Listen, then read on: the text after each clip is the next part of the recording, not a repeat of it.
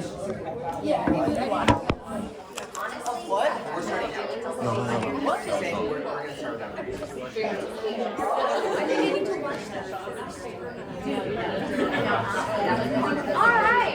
Hi everyone. My name is Sydney Helen Egan. I use she, her pronouns. I am the playwright behind Terranis, which is what you will be seeing this evening. There will be a 15-minute intermission after Act 3. This play is a 5-act structure, but it runs just about 2.5 hours. If anybody needs a restroom at all, just exit through the door there and follow the signs for the restroom. And if at any point there's an unexpected emergency, we will follow that door, find at the nearest emergency exit, and use that to exit the building. I didn't really write a speech for this evening, so I'm just going to read my playwright note for you all. This play has been a work in progress since 2018. It all started from an image in a folder from a class assignment at Marymount Manhattan College.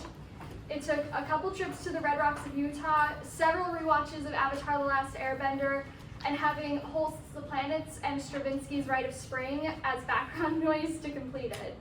Tonight's especially important as you, the audience, are the very first audience ever of this play. Y'all are the first people to be seeing and hearing this here.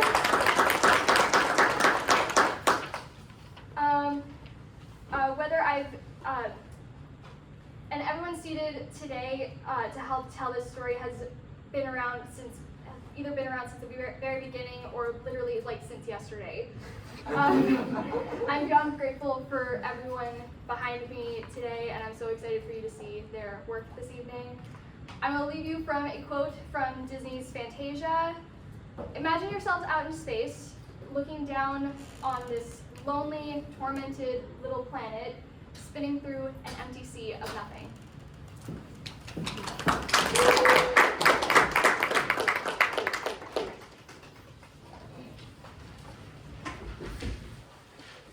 Act 1, Prologue. The stage is barren. Stars shine in the night sky. The Stels stand in line in the following order: Rekwep, Urie, and Ibnestke. They address the audience in sync. We are the seers of this world. We see all. We know all. Of past, present, and future. We provide our people all needs and desires. Life, love, death. This is the fate of our world. An invasion from within will occur to destroy Terranis in order to replenish and start the world anew. The leader, nay, the creator, shall bring forth a new populace to replace the populace lost. However, there is hope. The Savior, one who can create life. And destroy it. One who can balance the energies, both light and dark, shall prevail. They and those who follow will save our planet. Only when the Creator is destroyed shall you defeat the creatures. Beware of the wolf in the guise of the lamb. A follower will act as a spy for the Creator in order to betray and destroy the Savior. The battle will occur once the facade is revealed. Once commenced, good shall triumph over evil. Love will win over hate. Our worlds will be restored, and a new era of peace will begin.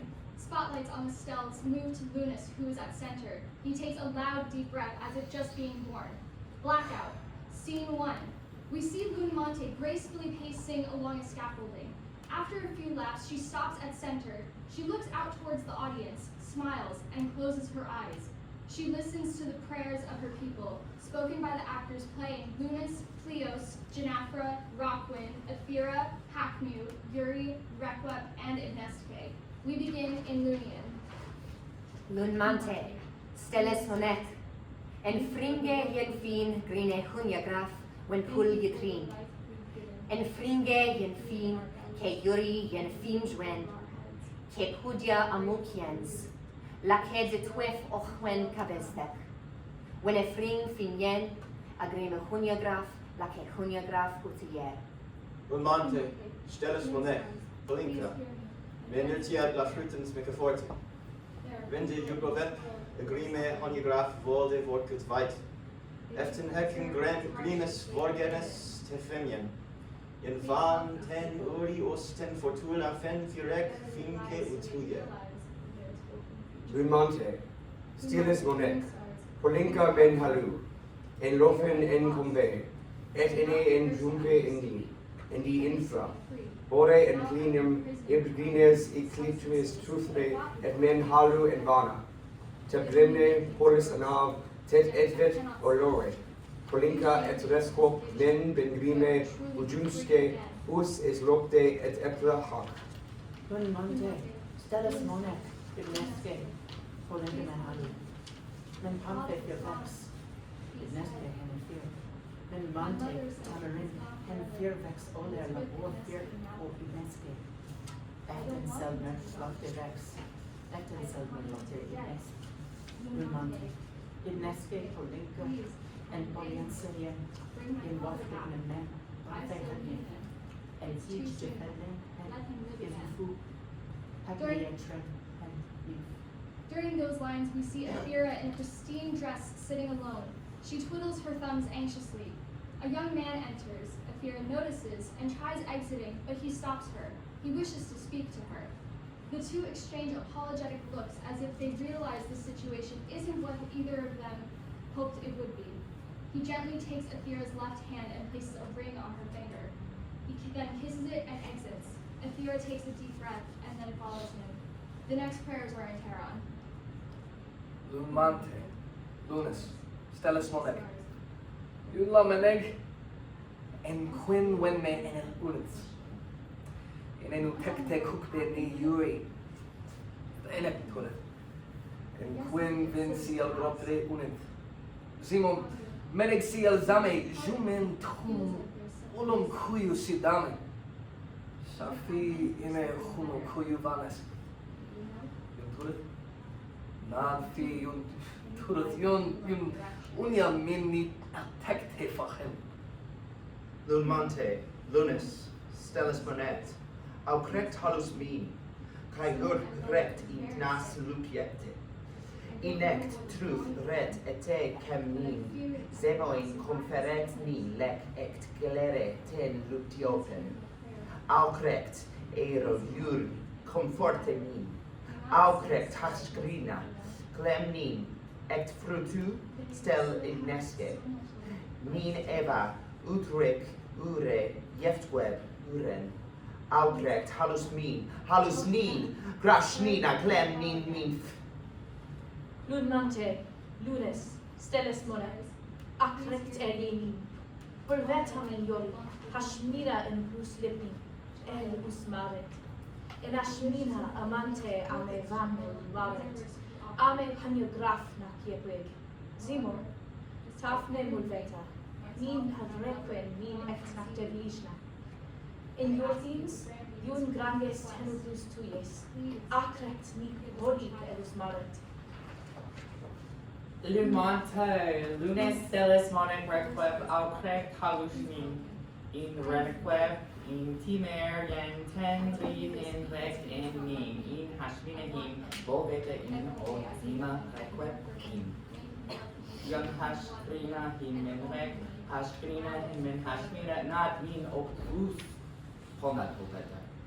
During those lines, we see Genafra, Roquin, and Pleos in a training session. Genafra has Pleos and Roquin face off with their respective weapons and begin to fight. Genafra stops it at one point to correct Pleos' form. He nods and resets with Roquin. They face off and begin their fight again.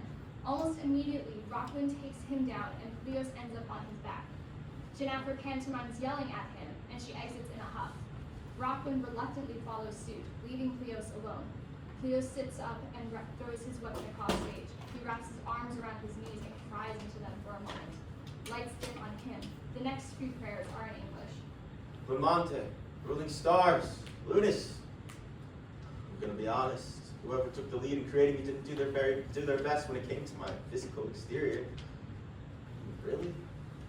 I could have been made more attractive. It has to be the reason why women don't want me, right? Can't you do something about it? Can't you wave your hands and make me wake up in a better body tomorrow? It's really not that hard.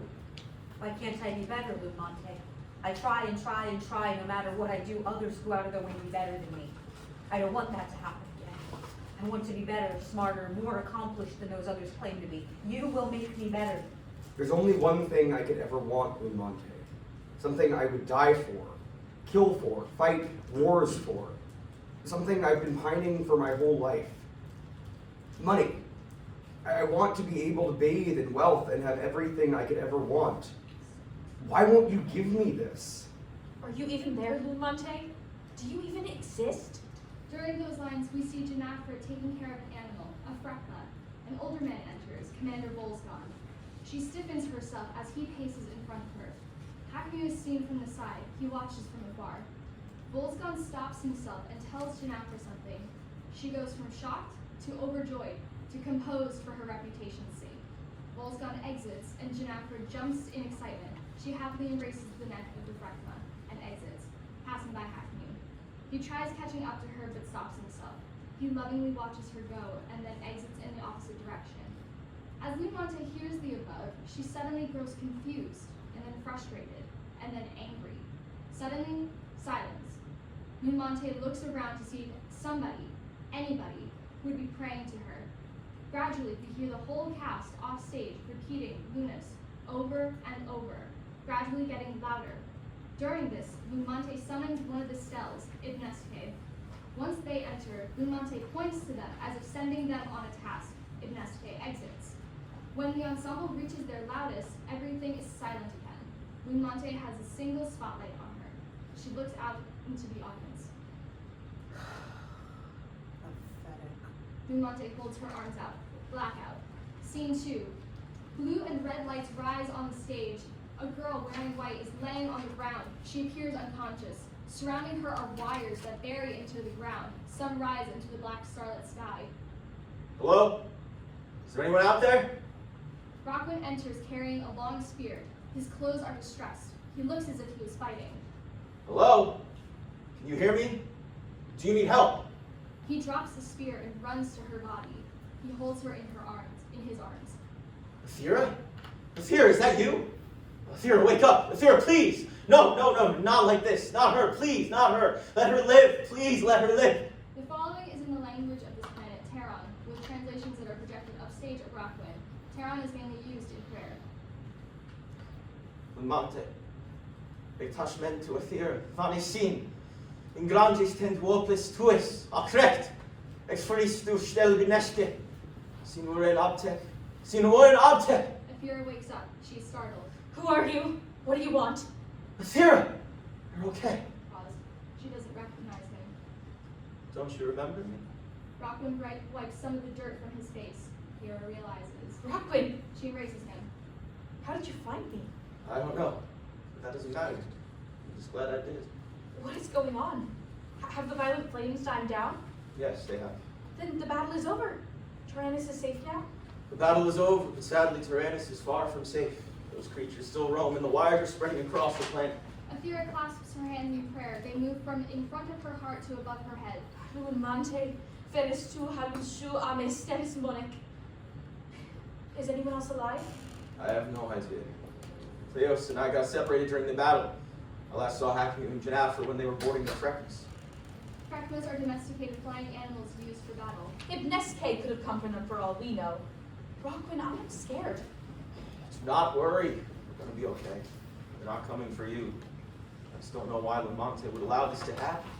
These creatures infected the planet with wires, and they're spreading with every quake. Did you see them? Those creatures? Yes, What are they like? brutal fighters.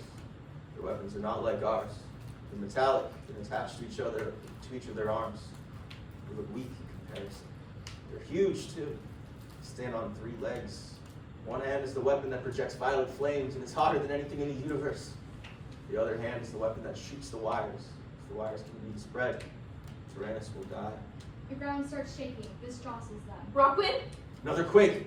The wires are spreading. We've got to get out of here. Roquin grabs Ethera's hand and they run off stage. Scene 3. The wires have spread. More appear along the stage as well as rising into the sky. Genafra enters. She has a wound on her left arm that's bleeding. Her blood is green. She talks in her communicator, a device for warriors to contact other warriors. She also carries a katana-like blade. Commander Volsgon. Sir, do you read me? No response. When Genafra uses Terran, she mainly uses it for swearing. Tech. Volsgon. Roquin. Pleos. Somebody, please help. Our troops have fallen, and more wires are spreading. Hakmew was shot down by one of the creatures. They burned half the troops, and the other half were impaled with the wires. Ibnestke has already taken a quarter of our troops, and the rest are hanging on by threads. I fear they may come for more. Please, somebody help! My Frekma has fallen. His wings were torn by one of them. The others on Frekmas are missing. Will anybody help? No response. Genafra throws her communicator. She looks up at the stars and clasps her hands in prayer. I cannot believe I'm doing this. Lun Mante, Lunus, Stelis Monek, Colteva, Halas min, et revonis oculus minjame, et veristra stella Ibnestke, Halas min, Halas min! Genafra stands and runs off stage. Blackout. Scene 4. Bright white lights rise. A woman, Lun Mante in silver, is slowly yet non-anxiously pacing across the stage. She appears to be looking down towards Terranis. She smiles a bit. A man in red, Lunus, runs in. Mother, do you see what's happening down below? Yes. Mother, other beings are attacking our planet with weapons unlike our own. A quarter of Terranis' population has been killed and their souls are with Stel Ibnestke? Yes, Lunus. I am well aware of the situation at hand. Then why aren't you stopping this? I cannot. Yes, you can, Mother. Send a cataclysm to destroy these creatures. They are called Iopes, and I cannot destroy them. Why? Because this is their fate. This is the prophecy. Prophecy? Yes, the planet will be reborn. Reborn? I don't understand. Those people down there, they've lost faith in us. In you. In me. In the Stels. They doubt our ways and seek to progress without our consent. It is almost if we no longer exist to them. If we no longer exist to them, then they no longer exist to us. So you're gonna let those Iopes infect Terranis with their wires and violet flames? No, Lunus. I'm allowing a new race to bring what I sought to flourish into fruition. If our planet's population must be, then so be it. Mother, you can't do this. Those creatures are a virus. Those people down there are innocent. Those people down there are greedy. They were envious of each other. They only wanted to benefit themselves. Those pitiful things were too prideful. What are they to be proud of? They brought this on themselves. I am sorry, Lunus. You will understand in time. Stel Ibnestke enters. You called for me? Yes, there are more to be collected. Yes, Lun Mante. They exit. Lunus speaks to his mother in Lunian, a language we'll explore later. Roquin fir van mantis. Lunus exits. Lun Mante walks to center stage. She looks down toward Terranis. She smiles as if she's content with what is happening. Blackout. Scene 5. Lights rise on Terranis. Wires have not spread more than they did previously. Ethera and Roquin enter climbing down a cluster of wires. She keeps looking back. I feel like they're being followed. Roquin looks back. We're not, we're okay. An elf-like call of a Frekma can be heard off stage. Ethera holds Roquin's arm tightly. Roquin looks up. It's okay. Relax. It's just a fresh one. See? Roquin points to the sky. The two follow it with their eyes. You probably get a lot farther in one of those, huh? Roquin chuckles, but immediately stops when he realizes Ethera isn't chuckling back. I am frightened, Roquin. I fear Terranis may be destroyed if this continues. There has to be a reason these creatures invaded. Something tells me it was going to happen all along. Why though? Why here? Why today of all important days? Why not on some lesser planet with no people residing? Lun Mante halis nis, vani misas frua. Will you stop that? She clearly isn't helping us now. It is the best I can do. I am sorry I do not possess your weapons or fight in battles like you.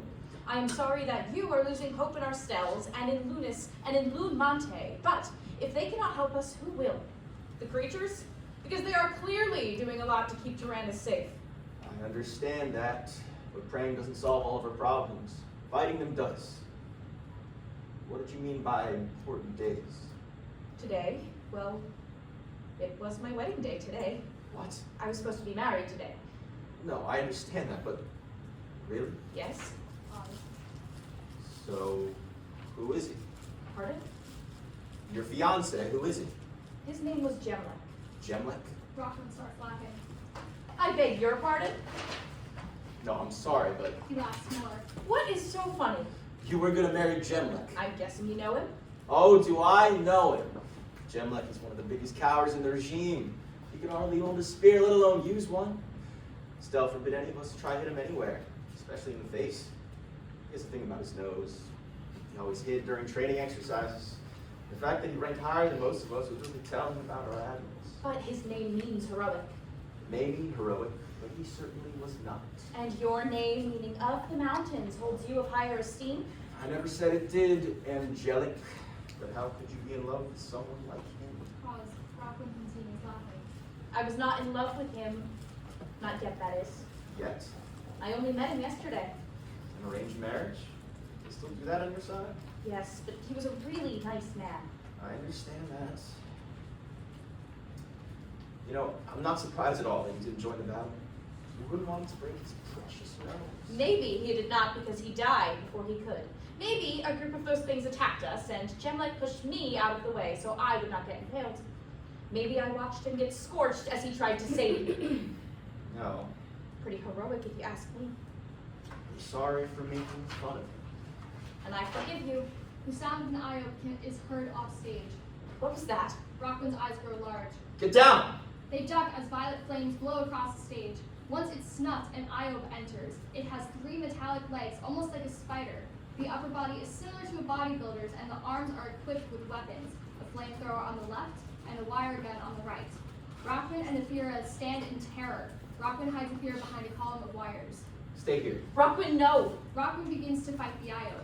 He lunges at it with his spear, but is thrown over its shoulder. Roquin falls to the ground. The Iope shoots the wires, aiming at Roquin, but he rolls over as the trigger is pulled. This cuts his arm. Roquin jumps on the Iope's back and stabs its shoulder. The Iope cries out in pain and becomes angrier. The Iope throws Roquin towards Ethera and preps its flamethrower.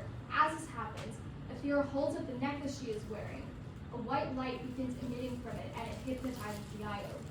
How are you doing that? It is not moving. Kill it!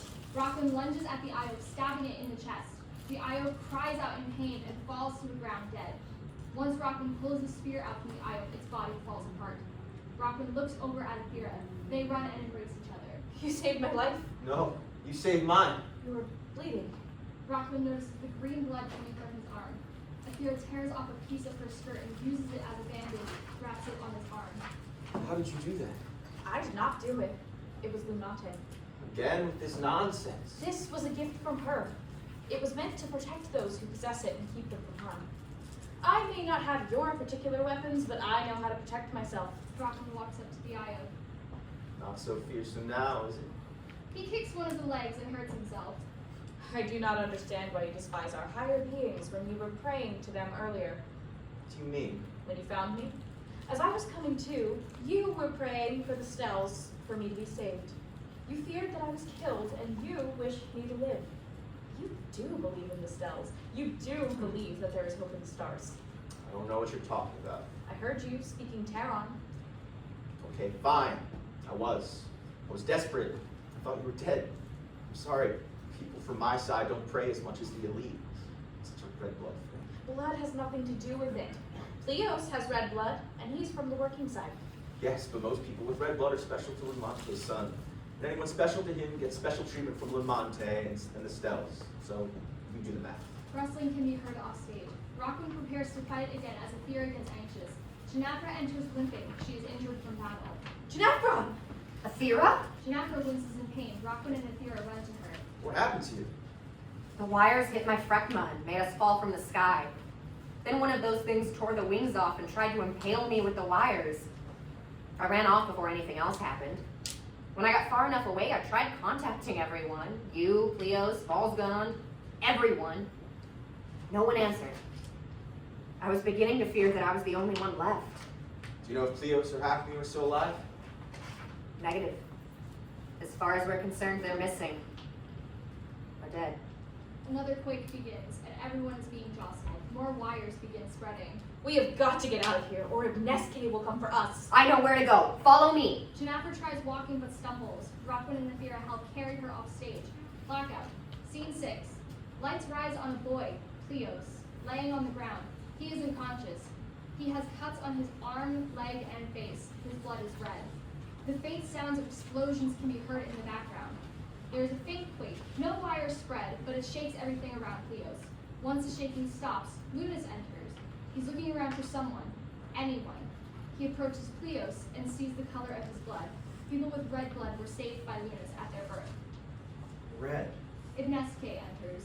They are surprised to see Lunus. Lunus, what are you doing here? You've never visited Terranis in person before. I know. You should go back to your moon. It's not safe here with the Iope still roaming. Plus there are more souls to collect, including that one. No. Excuse me? Please, not him. May I ask why? Do you not see his blood? Red, someone I've saved. I'm sorry, Lunus, but he must come with me now. I must do as Lun Mante instructs. I am her son. Do as I instruct. I cannot, I'm not allowed to. Now, if you'll excuse me. Ibnestke goes to approach Pleos, but Lunus stops them and pushes them down. This angers Ibnestke. What is your problem? He's mine, and I'm not going to let you take him. You can't stop me. You can't stop the inevitable. Ibnestke stands up. Lunus runs to push them down again, but Ibnestke holds their hand out and causes Lunus to stop moving. Ibnestke throws Lunus to the side and begins walking towards Pleos' body. Lunus stands up and quickly runs over to Ibnestke and throws them across the stage. Before Ibnestke can do anything, Lunus holds his left hand out towards them, causing them to freeze. Ibnestke begins choking. They fall to their knees and put their hands around their neck. Okay, I'll spare his life. Lunus stops choking Ibnestke. He walks up to them and grabs them by the shirt. If you see anyone bleeding, red or green, you spare them. Do you understand? Ibnestke nods. Lunus lets go of them. Go. Ibnestke smirks and runs off stage. Pleos begins waking up. Hello? Lunus runs to Pleos. Are you alright? I don't know. I can't feel my legs. Pleos winces in pain. No, don't worry, I can help you. Lunus holds his hands over Pleos' body. Red light surrounds Lunus and Pleos. When the light dies down, there is no more blood on Pleos with the exception of the stains on his clothes. Lunus helps Pleos stand. Pleos hugs Lunus tightly. Lunus does not know how to react to this. He's never been hugged before. Thank you. You're welcome. Pleos lets go of Lunus. He looks at him for a moment. How did you do that? Same reason why your blood is red. Pleos realizes. Lunus! Yes. Pleos kneels before Lunus, but he makes him stand back up. Oh, no, you don't have to do that. Well, why not? You saved my life twice now. And you're Lun Mante's son. You're the son of the goddess. I'm the son of a monster. What do you mean? According to my mother, this was supposed to happen. That Terranis would be invaded by another species and inevitably be destroyed. And she's allowing it to happen because she feels like you and the other people of Terranis are losing faith in her and are only caring about yourselves. She's just gonna let these things invade and take the planet for themselves. What can you do? I don't know. I'm trying to figure that out. I don't know what we have to do to stop Lun Mante from letting Terranis die. We can't do this alone. We? Of course. I can't fight my mother by myself, and I don't know how to fight in Iope. We're gonna need all the help we can get. Is that what they're called? The creatures? Yes. I have some friends who may still be alive. I had no idea where they would be. I may be able to find them. I may be able to find them. Come here. Pleos walks closer to Lunus. He puts one hand on Pleos' heart and the other hand behind his head. Lunus pulls his head into his so their foreheads are touching each other. A red light surrounds them for a moment and then abruptly dies down. Is this okay? How do you feel? It's strange, but I think I like it. Lunus removes himself from Pleos. 3 of them are together by the mountains. A boy and 2 girls. That must be Roquin and Genafra. I don't know who the other girl would be. She's not dressed the same as the others. She looks more regal, angelic. Ethera? How did she find the others? There's only one way to find out. We must go to the mountains to see for ourselves. Come on. Lunus grabs Pleos' hand and they exit. Blackout. Scene 7. Lights rise on the moon. Lun Mante and Ibnestke. He did what? Told me not to collect souls. Why would he do that? I don't know. I think he plans to rebel against you. Lunus rebel against me. She laughs.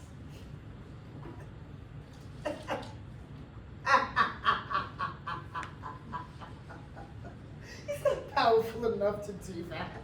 I wouldn't be so sure. He seemed pretty powerful to me. Let me get the others here to get their input. Ibnestke waves their hand to some of the other Stels. Once they do, they one by one enter. Minstell's Monic. Hallelujah. What's going on? It's Lunus. He tried to harm Ibnestke. I fear he may be trying to stop prophecy from happening. That's impossible. He is not created to do harm. You don't know that for sure.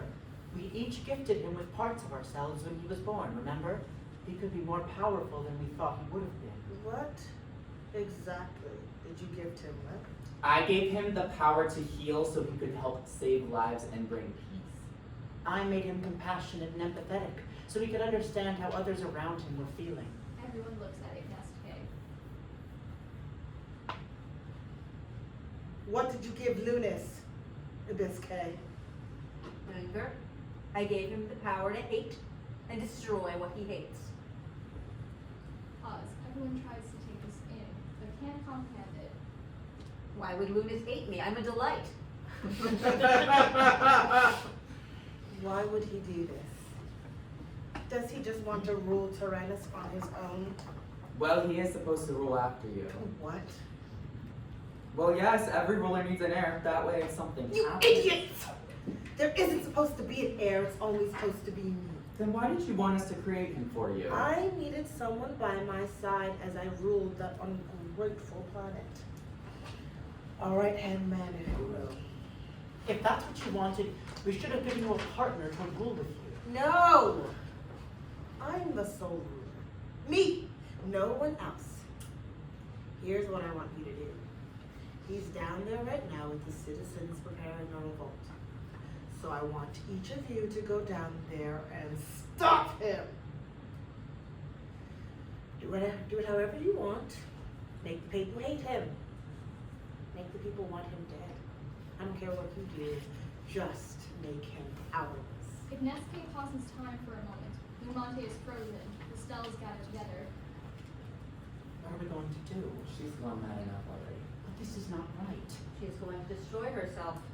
We want this done quickly. I'll just end her. No, she is our leader. We have to do what she says. It is what the prophecy foretold. No, it is not. The prophecy foretold the invasion to be ended by a good leader. A good leader wouldn't let their people be destroyed. Lunus is much more compassionate than her.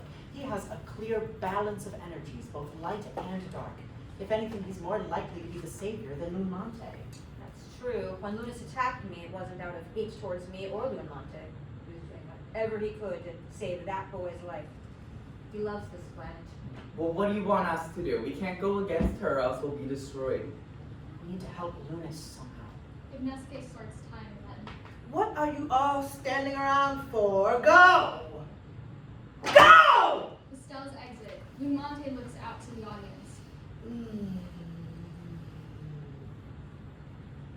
Yes, Ben Mar, Ben Nuenis. Stel Tenya et Yem Halu. Lun Mante exits. Blackout. Scene 8. The lights rise on Ethera, Roquin, and Genafra. Genafra is laying on the ground. Ethera is sitting holding her knees, and Roquin is trying to start a fire to no avail. I'd give up if I were you. The smoke will just attract those creatures towards us. Better to fight them off than to freeze. Roquin continues to try to light the fire. So, you're saying that thing around your neck can kill these creatures? No, Roquin killed it with his spear. This just made it paralyzed. I still don't understand how or why Lun Mante gave that to you. I do not know why either. I just remember before the invasion, Lun Mante came to me in a dream. She said that she was giving me a gift to protect myself. She said, I am giving you something powerful. You must cherish it with your life and use it only when you're in danger. But when I woke up the next day, this was around my neck. I do not know how it got there or what it did, but I knew wearing it was what kept me protected by Lun Mante. I hope she can come up with something to save Terranis. If she can't, then the Stels need to do something. The best thing we can do right now is protect ourselves. Those things can come out of nowhere. They're still more powerful than us. They don't have Ethera's necklace thing. We don't have their violet flamethrowers or wire shooters.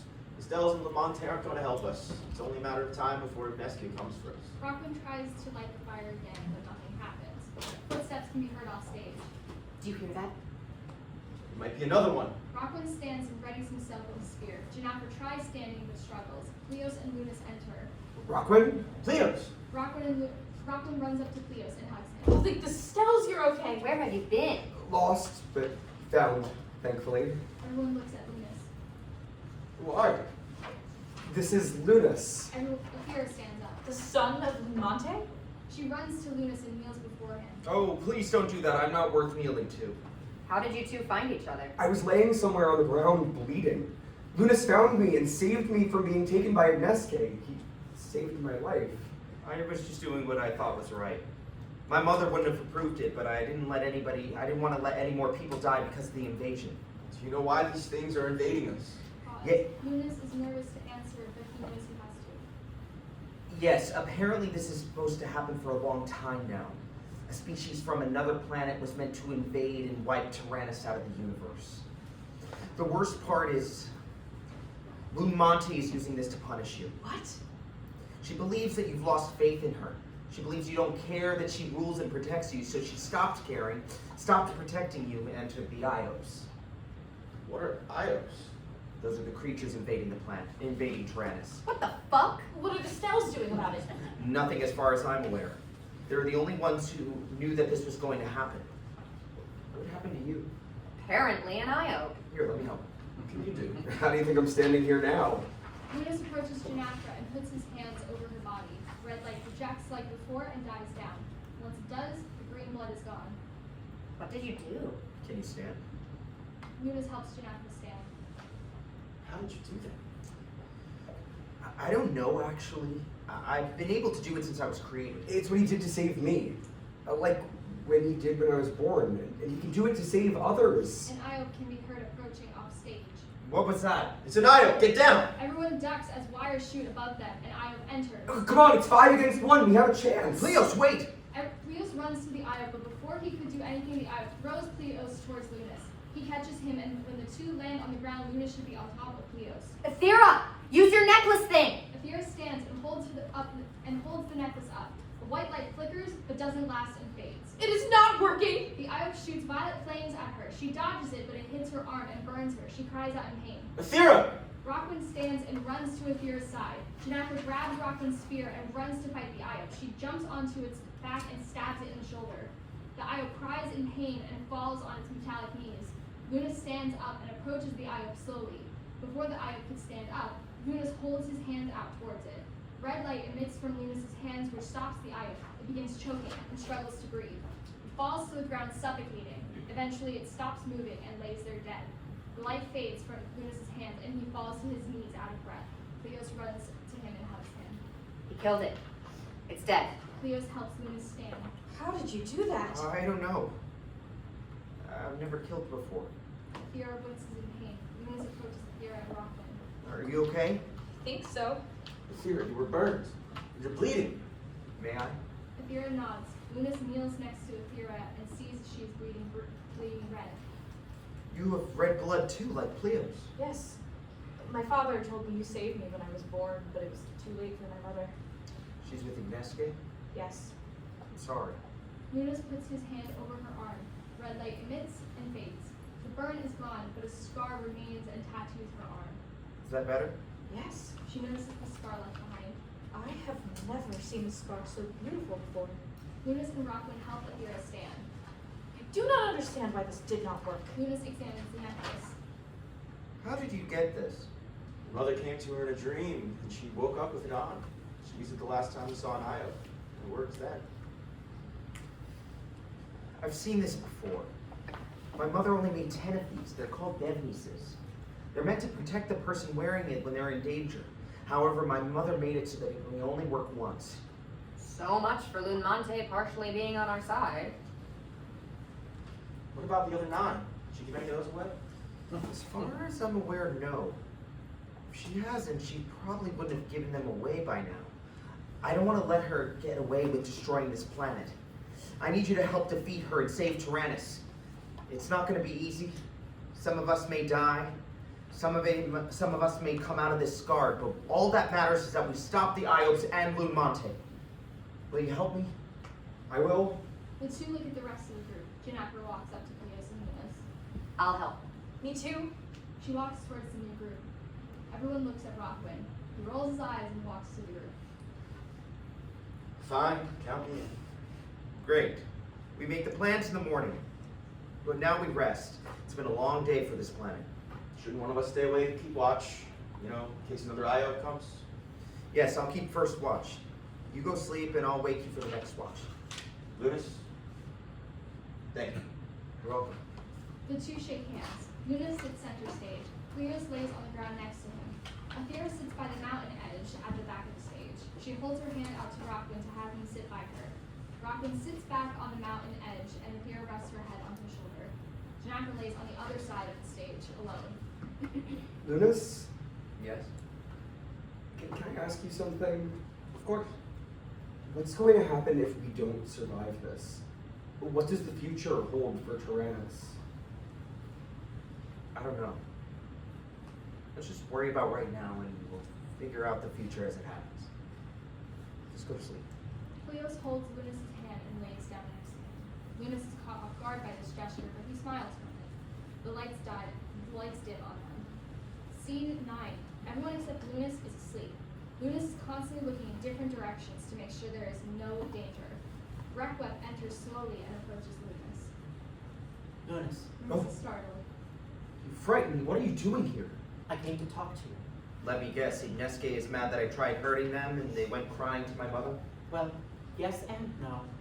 They did tell Lun Mante what happened, but they aren't mad at you. Actually, they're quite impressed that you are using your powers well. We all are. But she wishes to destroy you and anyone who follows you. She's sending each of us to come and weaken you. Perfect. And once you do, she'll have me killed and all of Terranis. Rekwep holds their hands out, ready to weaken Lunus. They look around at the rest of the group, and they stop. No, I'm not going to do that. What? Lun Mante has gone mad. She does not have the planet's best interests at heart. She looks at herself as a hero, the savior. Lun Mante is not the one to save the planet. It's you. Me? Yes, and we'll do whatever it takes to help you defeat her. I will make sure the other Stels agree with me. I want to give you something, an extension of your existing powers. Rekwep puts their hands on the back of Lunus' neck and on his chest. Pink light emits from their hands and then fades away. Rekwep stands and begins exiting. Wait, what did you give me? You'll find out. You'll feel it in your heart. Thank you. Rekwep exits further, but stops to watch from afar. Pleos squirms and wakes up. No! What happened? It was horrible. Lun Mante was setting everything on fire. Everyone perished, and those Iopes took over. Oh, it's okay. It's just a dream. But it felt so real. She made Hakmew join her. He killed everyone, even you. Lunus, what if this plan fails? What if my nightmare comes true? That's and not gonna Terranis is happen. destroyed. I'm not gonna let that happen. Pleos embraces Lunus. Lunus doesn't know how to react to this gesture. Rekwep gets a little closer. He cares about you, Lunus. You're confused on how to feel. I gave you compassion to sympathize and empathize with others, but I never gave you the ability to love. You deserve to love, and be loved in return by someone who cares about you. It isn't much, but it will give you a reason to fight and to keep going, even when you are knocked down. Lunus smiles and wraps his arms around Pleos. Pleos feels this and looks at Lunus. Are you okay, Lunus? Yes, I'm okay. Rekwep begins to exit, but stops when they see Roquin and Ethera sleeping. I've always had plans for you two. It's taking too long for my liking. No offense to your status, dear, but arranged marriages never last and never end well. I'm sorry about Genafra. He is safe with Ibnestke. You want to take care of her, to be the hero she dreamt about. However, you must understand that she is not a damsel, and that she too can save herself. Give her the same respect as anyone else in the army. For that is what we all are now, an army, to save Terranis from Lun Mante. They wave their hands over the two. Pink light shines on them and fades away. Ethera leans her head on Roquin's shoulder and puts her right hand on his chest. Good luck, everyone. Rekwep exits. Roquin instantly wakes up. He sees Ethera and smiles. Trying not to wake her, he moves Ethera off him and lays her on the ground. He takes his jacket off and puts it on her. He stands up, grabs his spear, and walks toward. I can take the watch now. Lunus and Pleos look at Roquin. Two okay? They look at each other. Yes, we're okay. Lunus and Pleos stand up and move themselves near Genafra. They lay down and go back to sleep. Roquin sits where Lunus was. He looks over at Ethera sleeping. He smiles, but snaps out of it, and watches his surroundings. Blackout. End of act. Act 2, Scene 1. Lights rise on Terranis. It is morning. Everyone but Lunus is still asleep. Roquin and Ethera are leaning on each other. Pleos is next to Lunus as he slowly wakes up. Did you sleep well? I think so. You? Not really. Are you anxious about facing your mother? Anxiety usually keeps people from sleeping. No, I just couldn't sleep at all. Last night, didn't you see anything odd? Or feel like something had changed in you, like a warm feeling? No. I mean, I felt something warm, but I've been feeling warm a lot lately. Roquin and Ethera wake up. Hi. Hi. Are you okay? Yes. I'm guessing the rest of the night went smoothly. Yes. Roquin and Lunus stand up. You didn't notice anything odd during your watch? No. Why? Did you? Nope. You do not look well. Are you sure you're all right? Yes, I'm fine. Different, but fine. Different how? Genafra wakes up. What's going on? Nothing. Lunus just isn't feeling well. Is he sick or something? No. Have you ever woken up and feeling like you're a completely different person and you feel like everyone's starting to make sense? No one responds. Never mind, I sound foolish. We're going to need new weapons if we're going to win against my mother. Who needs weapons if we have you and your powers? My powers aren't going to be enough. For all I know, Lun Mante could send thousands by her side, prepared to kill anything that even blinks at me. We're going to need every material we can find. We'll have to use the materials from any of the ruins to make weapons, and we'll have to find a proper shelter and food. Ethera sees something shining on the ground and picks it up. Look, it's just like mine. Another Bevnus. Lun Mante must have given the other 9 out before the invasion. Whoever this belonged to might not have used it. There's only one way to find out. My mother gave out all 10, and they haven't been used, and the rest may be somewhere on this planet. If we're able to find the other 8, we may have a chance to stand against her. Oh, what about the Iopes? If we find any of them, we kill them on sight. We have to start moving. Let's go. Everyone exits. Roquin begins exiting, but Ethera stops him. Can I talk to you about something? Can it wait? Let's get going. Roquin tries walking, but Ethera grabs his hand. Please? What is it? What Lunus said about feeling like things make sense, I think I know what he means. I feel that way too. I do not know what happened while we slept, but once we woke up, I looked at you and I do not know. Do you feel something? Not this morning. During the night, I think. I don't know. How do you feel? Warm? Safe? My stomach felt odd. Nausea? Yes, Did it somehow feel like you were home? yes. You felt something too? I think so. I wasn't sure what it was, though. I'm still not sure what it is. Me neither. Do you think this was meant to happen, this feeling? Maybe. I don't know. It's all so new to me. I've never felt this way before. Pause. Roquin and Ethera look at each other. Roquin walks up to Ethera and kisses her. Once they release, they are bashful and confused. Should I not have done that? I do not know. It was nice. Was it? Yes. Pause. It was nice for me, too. They both look at each other and smile. We should catch up with the others. Ethera places the found Bevnus around Roquin's neck. Roquin exits first. Ethera stays for a moment. She takes the ring off her finger and leaves it behind. Blackout. Scene 2. lights rise on the stars. 3 thrones are set on stage and lit in the respective colors of the Stels. Urie and Ibnestke sit on their thrones while Rekwep stands at center facing the audience. What did you do? I did what I thought was right. By blatantly rebelling against our leader? No, by siding with the savior. The real savior. You gave Lunus another gift. Did you even stop to think about the imbalance that could cause? He could become more powerful than Lun Mante because of you. Good. That's the idea. Okay, we all just need to calm down for a moment before we do anything rash. Why did you give Lunus another gift? I wanted to help him, give him a reason to fight. I realized that despite everything she's done, Lun Mante's beliefs about the people were wrong. I watched Lunus with his party. He loves our planet more than anything. They all do. They all are willing to save this planet and restore peace. All what about those who lost faith in her? A sliver of the population at best. Those people were genuinely greedy and selfish. Most of whom I've collected for Lun Mante already. She can't let a small percentage of the people dictate the beliefs of the majority. She needs to listen to everyone, not a handful of toxic and small-minded people. Well, what do you want us to do then? We can't just choose sides. But we can, though. What? We're the only ones who actually saw the prophecy coming, right? Yes. So only we should know if it's playing out as we foretold, right? Of course. Well, think about it. An invasion from within, set to destroy Terranis, a new populace to replace the populace lost. Yes, the Iope. And the Savior is one who can create life and destroy, and can balance the energies both light and dark, right?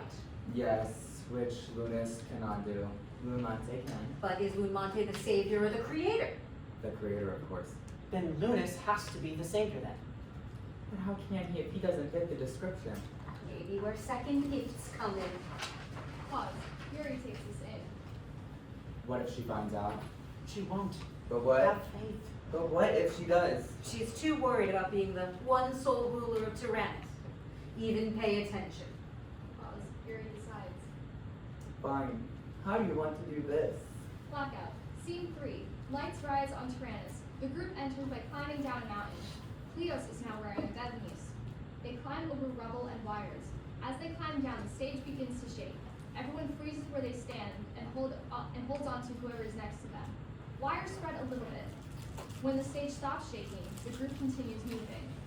The sound of an Iope can be heard off stage. Roquin stands in front of Ethera. Pleos holds Lunus's arm, and Genafra holds her blade ready to fight. The sound fades away. The group continues walking for a few minutes. Pleos sees something shining in a pile of rubble. Another one! That makes 3 so far. Ethera walks over to the rubble and picks up the bedpiece. Once she does, a charred hand flops out from the rubble and is seen. Ethera screams and runs to Roquin. Lunus goes to examine the hand. Who is that? It's hard to tell. Whoever this was scorched so much they're unrecognizable. Genafra walks over to the hand. She holds it and examines it. She notices the communicator on the wrist. A red light blinks on it. She pushes a button, and she hears a recording of her saying, "Commander, we're being hit hard. I've never seen flames like this before." Static. "Commander Volsgon, do you read me? Volsgon, Roquin, Pleos, Hakmew, somebody, please help." Then static. Volsgon. It's Volsgon! She lets go of the hand and begins walking away. Genafra! Genafra! Fuck you! Fuck all of you! Fuck the Stels! And fuck this planet and that fucking tyrant that we call a fucking goddess! Yun hashmina molveta blere tek, ex yun emne molveta. Why did she do this to us? Why? I don't think I'll ever understand.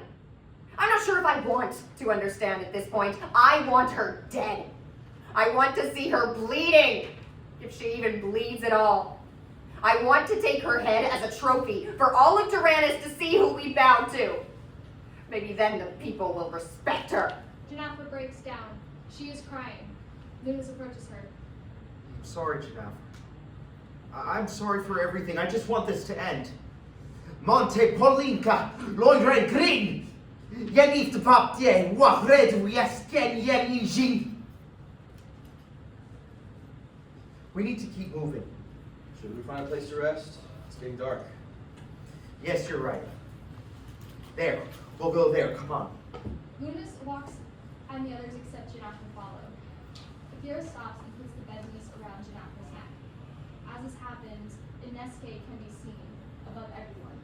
They wave their hand and a black light emits over Lunus. He pauses for a moment and continues walking. Ibnestke exits. As they walk, the set changes to show the ruins of a house.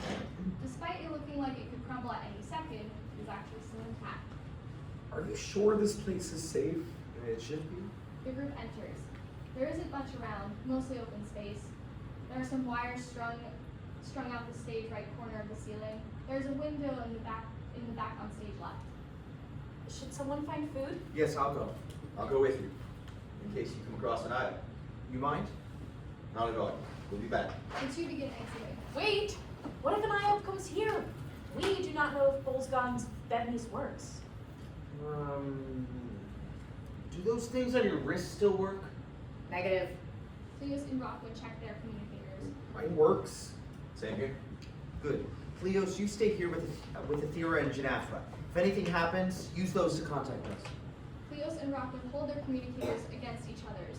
They beep, indicating they've synced up. Be safe. Roquin and Lunus exit. So now what? We wait, I guess, and be useless. We are not useless. Oh, I know I'm not, but you two? We're better off killing ourselves than facing an Iope if it's just the three of us. Okay, what is that supposed to mean? Pleos, be realistic. Out of everyone in our unit, you were by far the weakest. I'm honestly surprised you of all people survived this long. And you? You got lucky. The elite is never drafted. They have a choice, and we don't. Us on the working side have to fight whether we'd like to or not. I did not know that. Of course you didn't. Why would any rich person have to worry about putting their damsels in distress? I am not a damsel. What's that? I am not a damsel. Oh, you're not. Gee, I didn't realize. Genafra, stop. Why?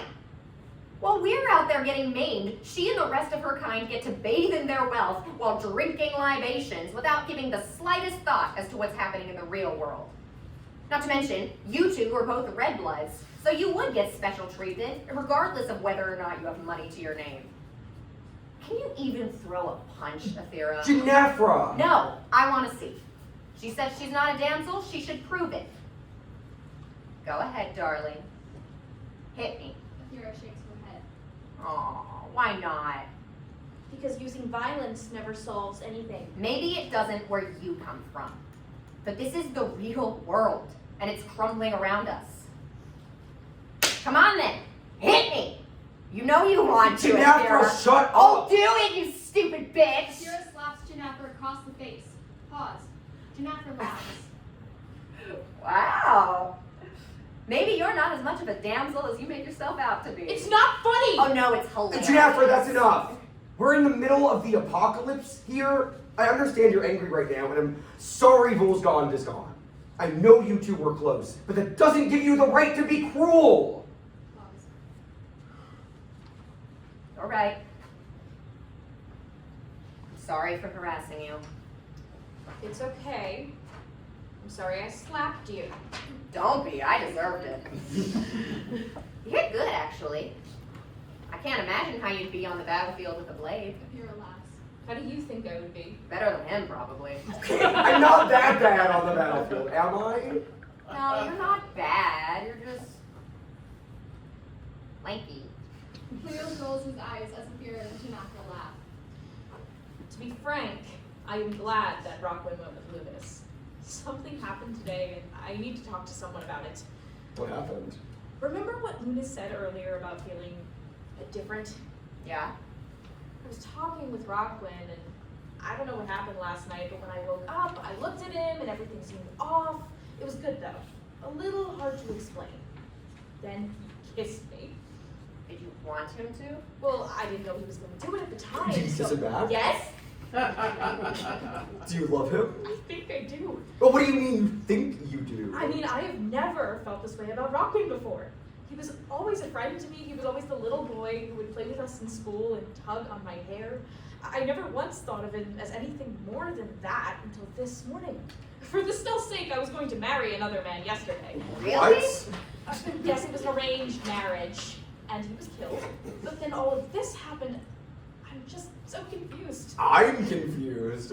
Why would you let Roquin kiss you knowing your fiance died the day before? I did not know.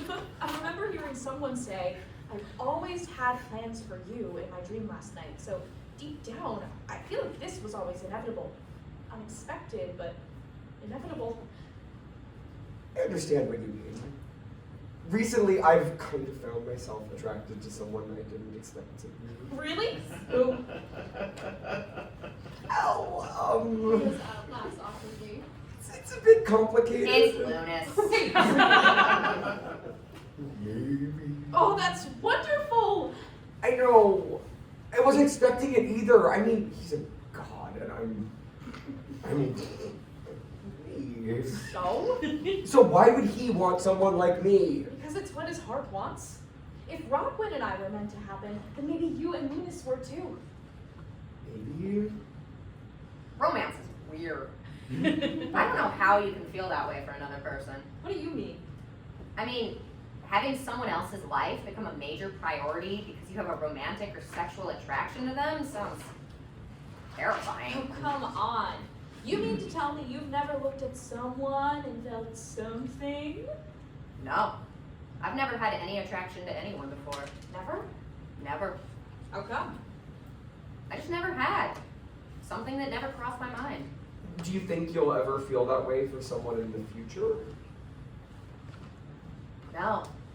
I don't think I will.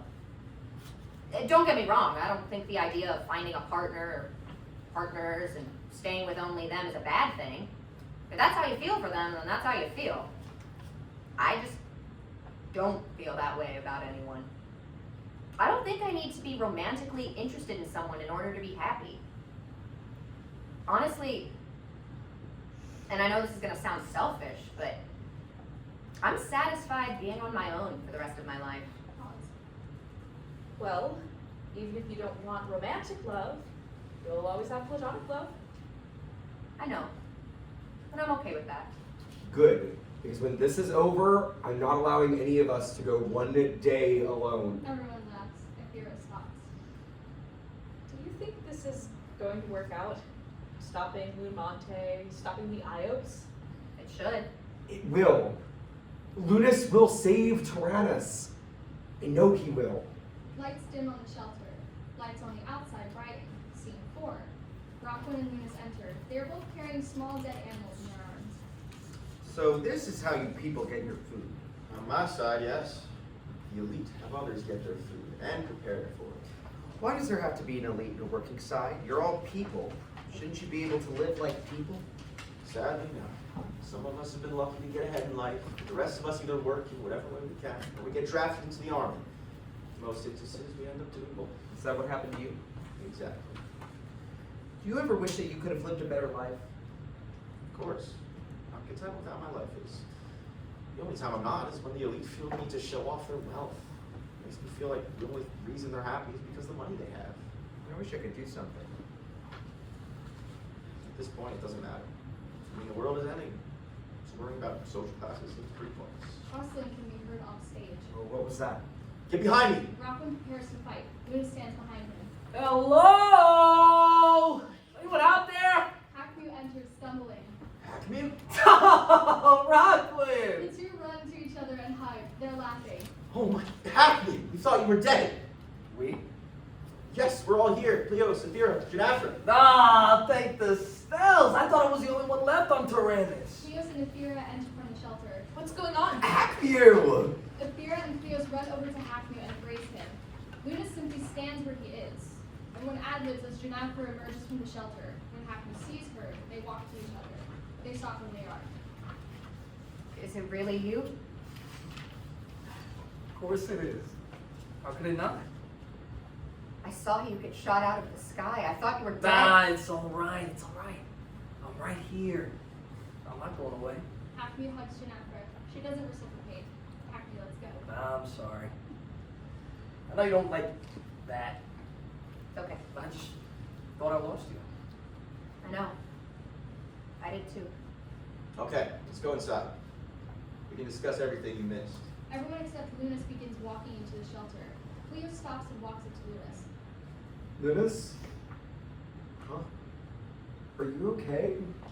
Yeah, I am. Just something feels off. About Hakmew? Lunus nods.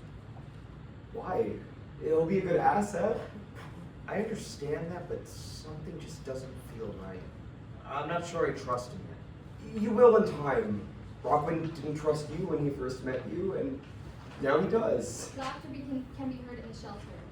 A light slowly starts shining from inside. Come on, let's join the others. Pleos holds his hand out. Lunus takes it and the two walk into the shelter. Blackout. Scene 5. Lights rise on the inside of the shelter. There is now a fire pit set in the middle that is slowly dying out.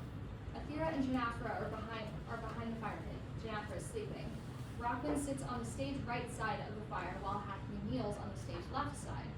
Lunus sits on the windowsill and Pleos sits below him. Pleos is also asleep.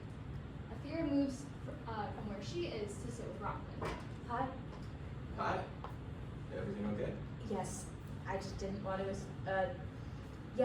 I just didn't want to disturb Genafra while she slept. Okay. So, are we going to talk about earlier? Okay. What exactly about that did you want to talk about? Just, why did you do it? What does it mean for us? What's going to happen now? Things like that. Well, I don't know why I did it actually. I just had this feeling in my gut that I shouldn't, so I did. Did you not want me to? Because if that's the case, No, it's not that. I shouldn't have just gone for it. I should have asked. Roquin, it's okay that you didn't ask this time. I just wasn't expecting it. That's all. Okay. So, now what? Now what? Does this mean that we're... Together? Yes, Yes. I think so. I do too. I'm sorry, I thought this conversation was going to go a lot different. How so? I just thought that, you know how in love stories there's always this dramatic reveal that the lovers want to be with each other. I mean, it never starts so simply. It's always something that happens that either keeps the lovers apart or one doesn't feel the same for the other at first. I just thought that this was going to be more complex than it is. Why does our love story have to be complex? I don't know. I guess that's just what I'm used to seeing. Well, then I guess it's time for a new view on love. Ethera laughs. She leans in and kisses Roquin. Is it just me, or do you feel like this was always gonna happen? I think it was. I was talking with Genafra and Pleos about it, and I told them about hearing someone say, I've always had plans for you. It's taking too long for my liking. You heard it too. Yes, but I can't for the life of me figure out who it was. Stel Rekwep? I guess. It only makes sense, right? Pause. Ethera and Roquin laugh for a moment. Roquin puts his arm around Ethera. What if something happens? What do you mean? I mean, what if something happens when we face Lun Mante and one of us doesn't make it? That won't happen. I'm not gonna let anything happen to you. We'll be okay. I promise. And if we win? Then I guess we'll have to find you a new white dress. Roquin pulls a ring out of his pocket. It's different than the ring Ethera was wearing earlier. What? How long have you had that? A few years. I made it right before I was drafted to the army. I usually kept it in my room, but the day the Iopes invaded, somebody was telling me to take it with me. I'm glad you did. Ethera smiles. She kisses Roquin. Lights fade on them and becomes a bit brighter on Hakmew. He is on his knees. While he's speaking, Genafra wakes up and moves herself next to him. Hamma efter pollen. En bervek. Du junoi tamarayan. En ten tamaron kolme. Achten deftenye. Ten tamare walkun ten sa ten pen. En ye heka. En mayen sa fu sa ten tamare. Hey, Jeez, you startled me. sorry. Who are you praying to? Huh? You were mumbling in Terran, so I assumed you were praying to someone? It wasn't Terran. What was it? It was, an older tongue. What's older than Terran? It's complicated, you wouldn't understand. Okay. Just as long as you weren't talking to you-know-who. So why are we fighting her again? She's the reason the Iopes invaded. She believes that we as people lost faith in her, So she allowed those things to attack us and wipe us off the face of Terranis. Is it you? You know, who's faith there? Well, no. I mean, I was never really one to get on my knees and pray to her and the Stels, but I always knew they were watching over us. You ever feel like this was all meant to happen? That seems to be a question everyone is asking nowadays. But partly, I personally think we're the ones who create our own destinies. But if any of this is meant to prove that there's a plan for us, then I guess we should just keep an open mind. Are you okay? Yeah. No, yeah, I'm fine. I'm a little shaken from everything, but I'm fine. You remember what happened when the invasion was starting? What do you remember? I remember seeing you as we boarded our breakfast. We were trying to take the Iopes down from the sky, but that failed. You fell from the sky first, from the violet flames. Then my Frekma got impaled in the wings, and then it was all dark. When I woke up, everyone was gone. I didn't recognize where I was at first. Wires spreading like vines and the ground smoking after being scorched. I thought it was just me left. The last person to exist on Terranis. Is that what it was like for you? Almost exactly. Bull's gone is gone. I know. You do?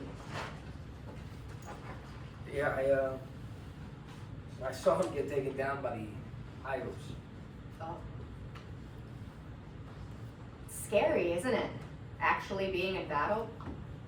I never thought that we would end up in this. I understand what you mean. I mean, it's terrifying. You could either survive miraculously without a scratch on you, or you could just die.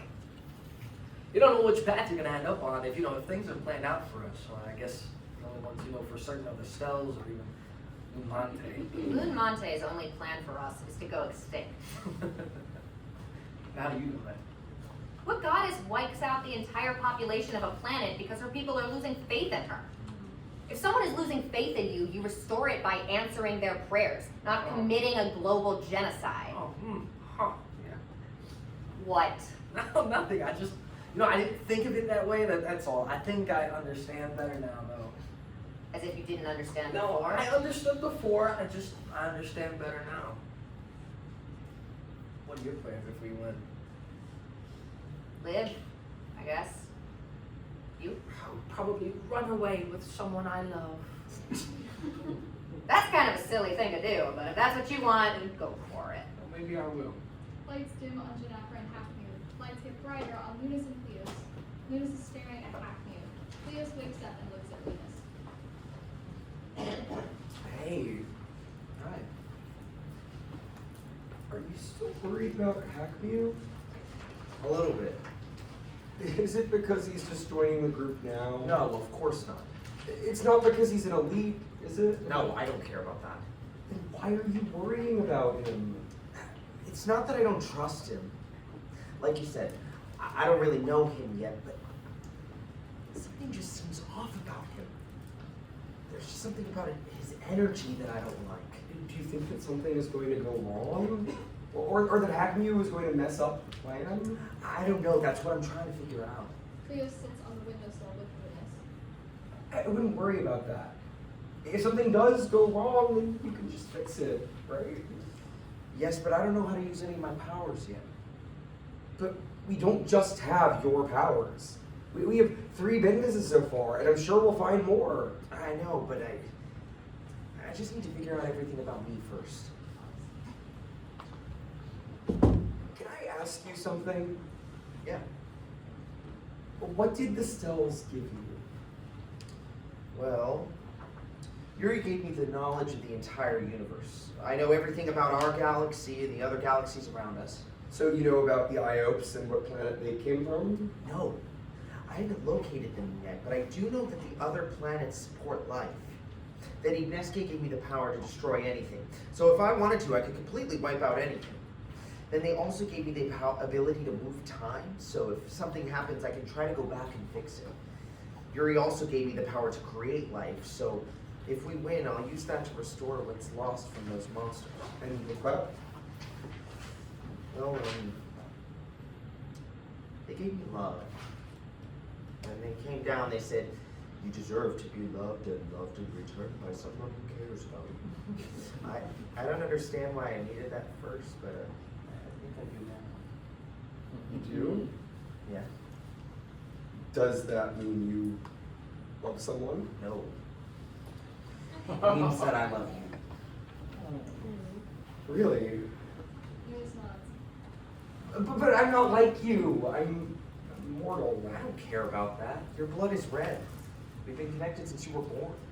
Ethera has red blood too. You're just as connected to her as you are to me. Yeah, that's different. I'm only a protector to her. Besides, she's found her love, finally, and she's happier than she's ever been. You deserve someone powerful.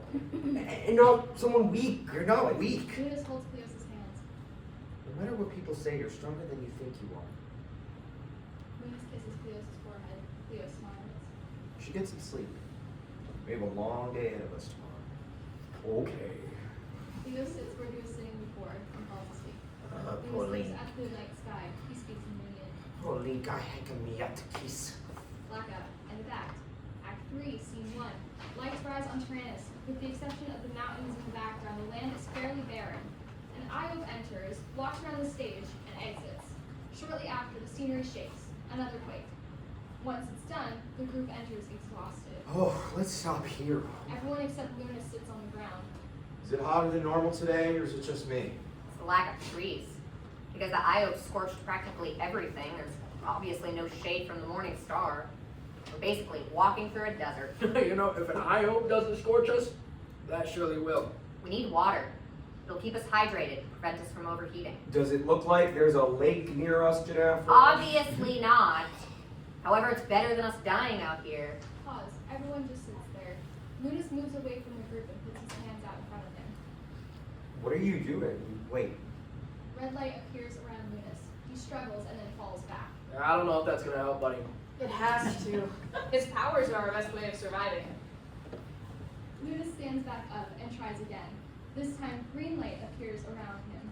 As it happens, a small pool of water appears in front of him. Once it does, the green light goes out and Lunus falls back. He is out of breath. The rest of the group is in awe. Lunus turns to them. Go ahead. It's only water. Roquin frantically crawls over to the pool and sticks his head in. He pulls his head out and sits back out of breath. How is it? It's good. Genafra pulls out a canteen. Pleos does the same, followed by Roquin. They all fill them with water. Roquin hands his to Ethera, and she drinks from it. We're never gonna defeat Lun Mante like this. We need to train, better weapons, stuff that'll give us a chance against her. Ooh, what kind of weapons? Anything besides what we have already. You know, besides your spear and my blade and the Ibnestke's. Things that can stop the Iopes in Lun Mante. How do you propose we do so? Steal weapons from fallen soldiers? The sound of a Fractimus koala-like grunting can be heard faintly off stage. I'm just saying. I mean, it's not like your spear is gonna be the thing that ends stop her. talking. Do you hear that? The sound gets closer. The group turns towards a Fracma as it enters. It's weak and tired. There's scratches and burns on it. It grunts more as it slowly yet desperately makes its way towards the pool of water. Ethera holds onto Roquin, nervous. Lunus prepares to fight, but Pleos stops her. No, don't. It's okay. It's only a Fracma. The Fracma lowers its head to drink the water. I've never been this close to one before. They're very friendly. This one looks like. Come on, let's get closer. Or just be gentle. This one looks like she's been through a lot. Roquin and Ethera slowly approach the Fracma. Roquin places Ethera's hand on her neck. The fur is quite soft. Pleos circles her in awe, while Lunus curiously follows. Hakmew is watching everything from afar. Genafra approaches as the Fracma raises her head from the water. Their eyes meet, and she holds her hand out to the Fracma, allowing her to place her head on Genafra's hand. Genafra gets closer so that both of their foreheads can touch. She trusts Genafra. She's beautiful. Yeah, you should see her in action then. I wouldn't if I were you. Hakmew approaches the Fracma from behind and mounts onto her back. Immediately, she lets out a kiwi-like cry and raises up, letting her wings expand for Hakmew to fall on his back, knocking the wind out of him. I tried warning you. Oh, that's not fair. Oh, she lets you get all close. She's not yours, Hakmew. She's probably been looking for her rider for days. If they're still out there, a Hakmew will only let you ride it when it trusts you. Besides, she's in pain. It didn't help that you basically jumped on her. Ah, whatever. You know, she's probably too weak to fly anyway. Poor thing. Ethera tries approaching again, but the Freckman lets out an elf-like call. She expands her wings and hastily flies away. It's okay. Let her go. Flying will help her get her strength back. But why did she fly away so suddenly? And Iope is heard off stage. Grand feck. The Iope slowly makes its way out towards center stage. The group surrounds it. Genafra holds up the bevnies around her neck, preparing to use it. Don't use your bevnies. They can only be used once, and we need them to face Lun Mante. And how are we supposed to kill this thing? Screw that. Genafra! Runs up to the Iope with her blade and jumps, preparing to stab it. Before she gets close to the Iope swings its hand and hits Genafra, launching her to a small rock pile. She hits her head and is unconscious. Genafra! Lunus runs to Genafra and sits her up. He tends to her wounds. Hakmew pulls out a knife and runs to the Iope. It shoots violet flames in his direction, but he dodges it. He jumps onto the Iope's shoulders. He takes his knife and stabs the Iope's neck. It screams in pain and tries shaking Hakmew off, but he holds on. The Iope manages to get Hakmew off of it. He lands against a rock. The Iope shoots wires at Hakmew, which stab his leg. He screams in pain. The Iope begins walking towards Ethera and Roquin stands in front of her. Lunus uses his powers to paralyze the Iope. It falls to its knees, choking. Roquin runs over and stabs the Iope in the chest with his spear. It falls down. It's not quite dead yet. Lunus approaches it. Genafra slowly wakes up. Lunus and the Iope speak Lunian. Yere lukme, du have brune lukme. Yere gut wo in Temerit. That? One boy no good. Ye rugo yen monarchy feel. Wo yen wo het. And who is can get me? Wo en je ge weg me. No response. Fruited men. The Iope laughs. Yere efter lorred sen. Venne blocksned, jutstred, jinumi. Sen ye efter lorred, humen pulle, yen defne kyoke. Woo! The Iope dies. Its body lays there limp. Lunus sits there for a moment, anger growing. He kicks the Iope's leg. What is it? I should have known. What's wrong? It was her. It was all her. They came from another planet. They came from her. They came from Lun Mante. What? The prophecy foretold an invasion that came within to destroy the planet. An invasion from within. Lun Mante created the Iope so she could destroy Terranis and then destroy them to save the world. That's what she wanted, to be the savior. To make anyone left respect her. She expected us to come crawling to our knees, groveling to her. Lunus gradually gets angrier and angrier.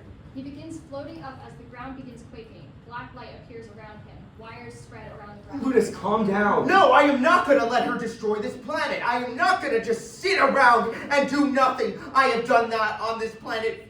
Nothing. She's the only one who can cause destruction. Lunus, stop. I was created to be a healer. I wanted to heal this planet. I want to destroy her. The quaking worsens. Hakmew screams in pain. The wires are spreading. Pleos, make him stop! Lunus, stop. The wires are spreading. Hakmew screams again. He's hurting him. Lunus, for the Stel's sake, Lunus, please stop. Lunus sees what's happening and he stops. The black light dies down. Long pause. Genafra runs to Hakmew and begins cutting the wires. Hakmew keeps squirming. Stop. Hold still. Genafra cuts the wires and pulls the remaining wires out of Hakmew's leg. He screams in pain. I'm sorry. What did you do? I don't know. The group sits there for a moment staring at Lunus. Genafra is tending to Hakmew's wounds. I'm sorry. Please let me know. I think you've done enough. Stop moving. No, he's only gonna make it worse. Hakmew tries crawling away, but Genafra pins him down and sits on top of him. Lunus tends to Hakmew's wounds. Hey. Look at me. Look me in the eyes. Relax. Red light surrounds Hakmew and fades away. A scar is left on his leg. Hakmew stares into Genafra's eyes. He begins laughing, which makes Genafra uncomfortable. Genafra gets off him. At ease. Yes, ma'am. Hakmew sits up and notices the scar on his leg. Great. A reminder of what just happened. It was an accident, Hakmew. Oh, was it now? We all heard what he said. The Iopes and Lun Mante aren't the only ones who can cause destruction. He wasn't the one who shot him with wise. Oh no, but he definitely didn't help get rid of him. Hakmew, stop! Lunus has a lot of new powers. He hasn't learned to control them Well, he yet. needs to. It's bad enough that we're dealing with this invasion, but he's gonna destroy us before he even destroys Lun Mante. Don't say that! So back off, Twig. I outrank you. Stop! I said back off. Hakmew pushes Pleos. This causes Pleos to try to punch Hakmew. The two fall on the ground and fight. Roquin pulls Pleos away, and Genafra does the same with Hakmew. Everyone stop! Please don't do this. I didn't want this to happen. I didn't want any of this to happen. I don't want any of you getting hurt. Especially if I'm the cause of it. Lunus runs away and exits. Lunus! Oh, let him go. We're better off without him. Pleos runs after Lunus. I'll go after them. Stel forbid they find another Io or succumb to the heat. You hit your head. Are you sure you're okay to go? Lunus healed me, so I'm fine. Genafra begins to leave, but Hakmew grabs her arm. As your friend, I don't think you should go. And as your first lieutenant, I think you should remember your place. Genafra lets go of Hakmew's hand and exits. Genafra! Genafra! Blackout. Scene 2. Lights rise in Stel's throne room. They appear to be looking down towards Terranis. He's powerful. Too powerful? No, he just needs to learn control. Ground himself, you know? He's going to destroy himself before he can. Have faith.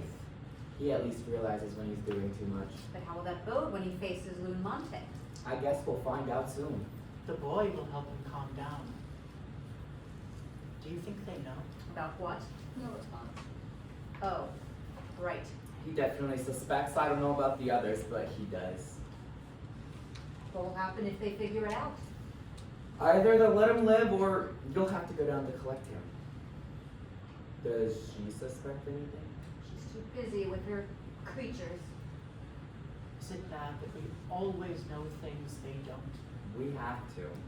We can't tell them that we know. They have to figure it out on their own.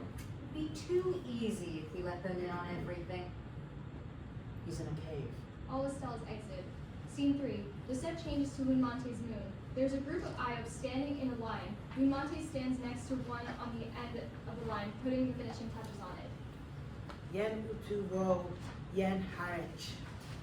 Thanks for the Mante. Len fi ya ebi. Akwanibne sarumte, when hunya, when longu, when utui. Man, more, pin, la eft yartman. The Iopes exit in one direction. Lun Mante faces the audience. You think I'm mad, right?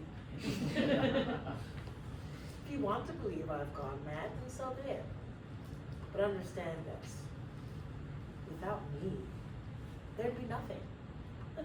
Without me, there'd be no Terranis.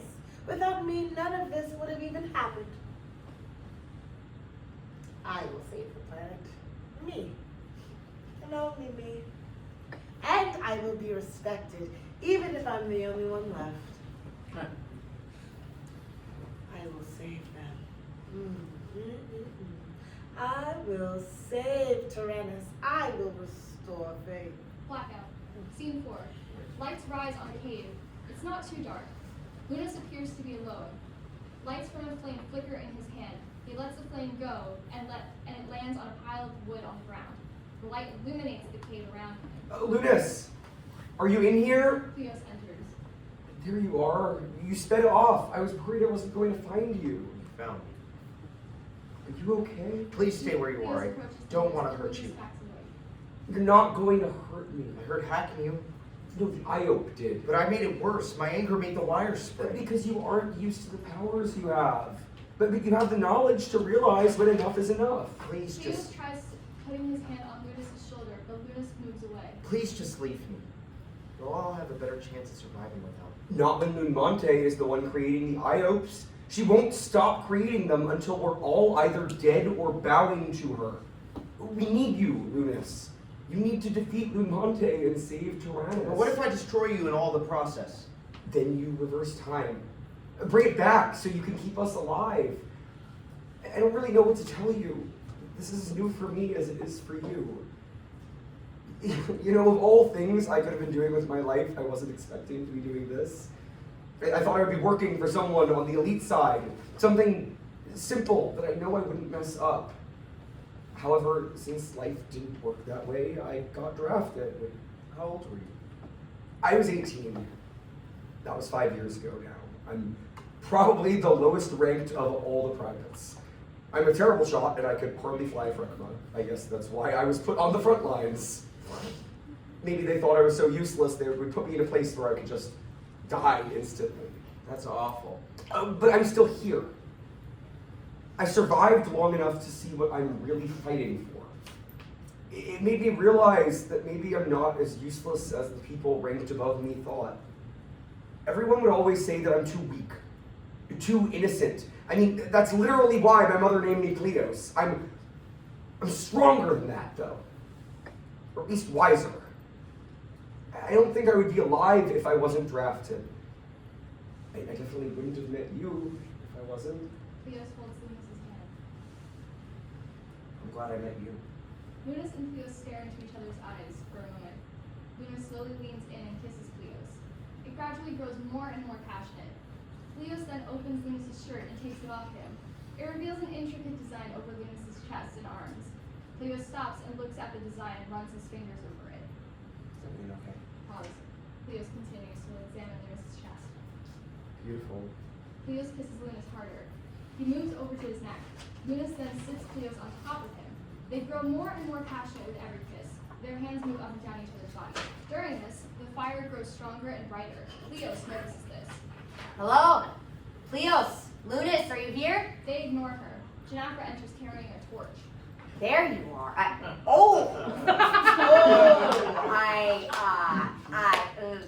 Sorry. I didn't mean to interrupt anything. Genafra embarrassingly turns away from Pleos and Lunus. The two stop what they're doing.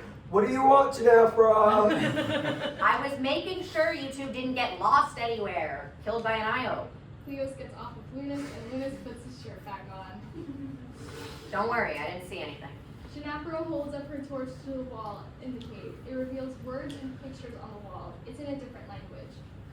Whoa. Looks like someone needed to let something out. Pleos and Lunus look at the wall. I've never seen writing like this before. What language is this? It's Lunian. Never thought I'd see it here. Lunian? It's one of the oldest languages from Terranis. It's older than me. My mother derived it so she could talk to the followers. Then Terran was partially derived from it, and that became the dominant language for prayer. Lunian is what the Iope was speaking to me earlier. This must be from one of my mother's early cults thousands of years ago. Lunus puts his hand on the wall. He begins speaking in Lunian. Kiske shike honyaka. Kiswo ke utuyer wastinike. What is it? It's the prophecy. It says it comes from the Stels. Jubiov kehmeke la nestella ke la nektrek kisnida la komiste wastinike konsla trite Terranis. One who can create and destroy life and can bring positive and negative energies is the one to liberate Terranis. So it's everything we know already. Yes, everything from the Iopes to Lun Mante creating them. See, Gefnek, that means creator. Why does it sound so familiar? There's more here. Lunus takes a piece of wood from his fire and holds it as a torch.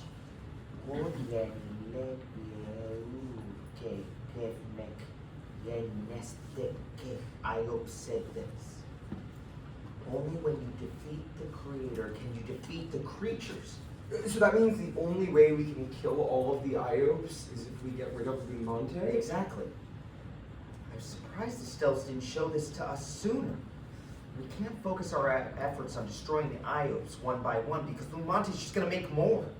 We have to destroy her in order to stop the creation. Do people still speak Lunian? No. My mother erased all memories of Lunian from people after the Stels created me. Lun Mante and I are now the Iopes are now the only ones who know Lunian. If people came across this, it would appear as gibberish. Surely a linguist may have figured it out.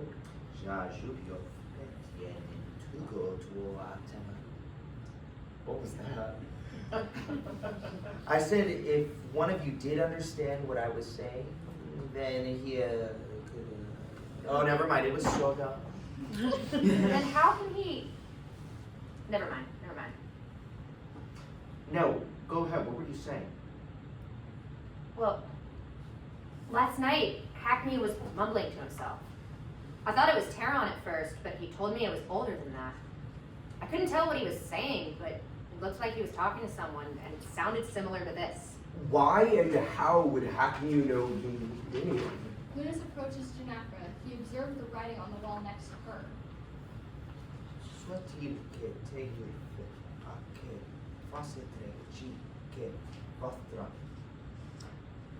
No. What?